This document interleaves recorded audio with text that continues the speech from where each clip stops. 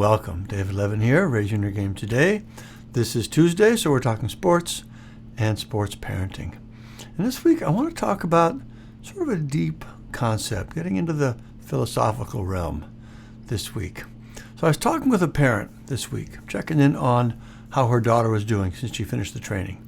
It's been super fun because she's playing a lot right now and in some pretty high-stakes situations. So she's really feeling and loving the difference the training's made for her. And of course, I love hearing about that as well. So apparently she had a recent match where she was generally doing great, but there was one moment where she made a mistake and it seemed like she was holding on to it in a way that wasn't helpful. And that's totally normal, by the way. You learn something new. Generally, you've got it, but now and then there's still some more work to do, right, to totally master it. So that was all fine. And that's actually part of how I define mastery in our program. It's not a destination or a static level of expertise. It's being able to use the skills you've learned to adapt to your situation, whatever it is, so you can stay up at the level you want no matter what's going on around you.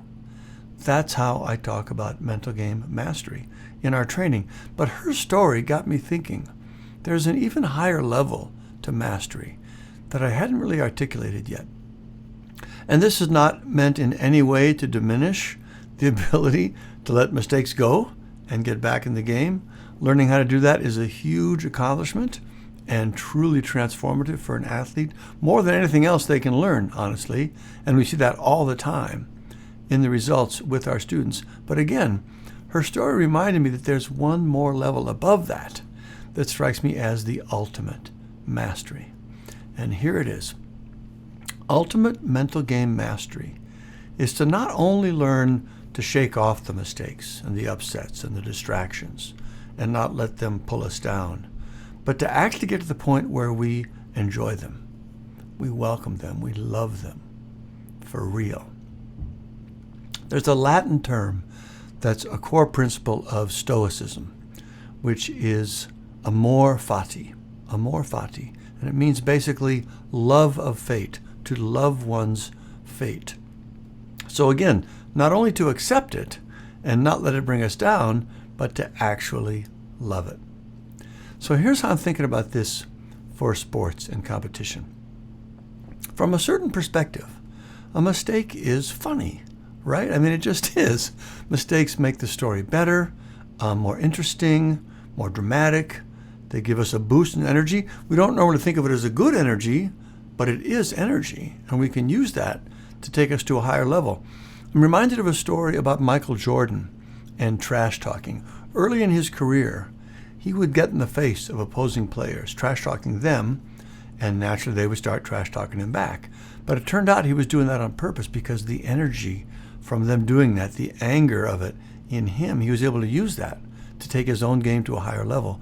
And it got to the point that other players, other teams, they would talk to each other. They say, "No, don't take him. Don't let him get to you. Don't take that bait, because if you do that, he'll just kill us." This is sort of the same thing. Ultimate mastery is when you get to where everything that happens, no matter what it is, good or bad, you can enjoy it for the energy it brings and use that to lift yourself to an even higher level. And you can sort of picture this working, can't you? I suppose it's easier to imagine as a spectator because we're used to seeing things in terms of stories and drama and entertainment. Harder to do when you're on the field, for sure. But you can still sort of imagine that such a mental space might actually exist and that anyone who gets there would just be unstoppable. I mean, think about it. What actually stops us most of the time? It's ourselves, right? Our own thoughts. For whatever reason, we convince ourselves that the thing we're trying to do can't be done. It's too hard. We can't do it. Whatever. But if we genuinely saw all the bumps and setbacks and disappointments and frustrations as just part of the game, part of our wonderful, rich life, and we loved it, what then would stop us? I actually get a glimpse of this now and then, just around the house. There are kids around and dogs and activity, and it's noisy and chaotic. And normally it's easier for me to have that be a problem, to get stressed out and overstimulated.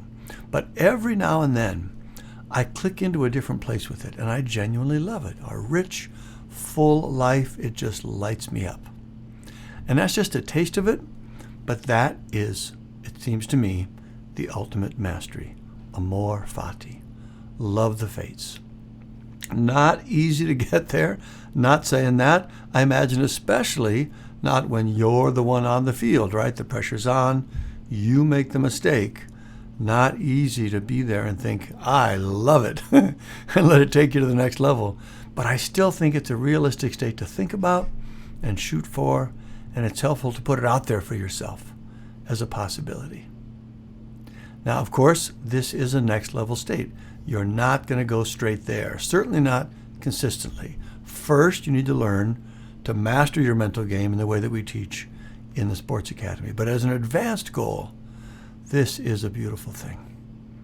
So that's what I wanted to talk about today. A little bit different, but I'm actually really excited about this. I'm thinking about adding a module to our training even, and something kids can work on after they finish the core training. It could be really great.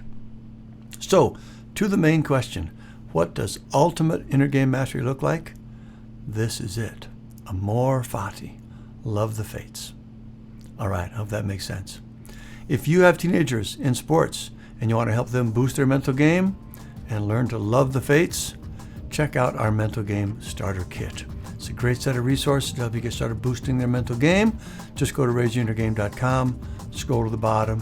You can learn about it and register there. All free, of course. And of course, we also offer private and group coaching you can learn about at the site.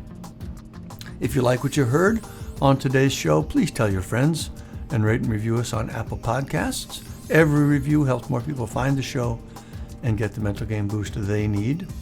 If you'd like to support the show so we can keep things ad-free, please click the Buy Me a Coffee link below, and thank you for that.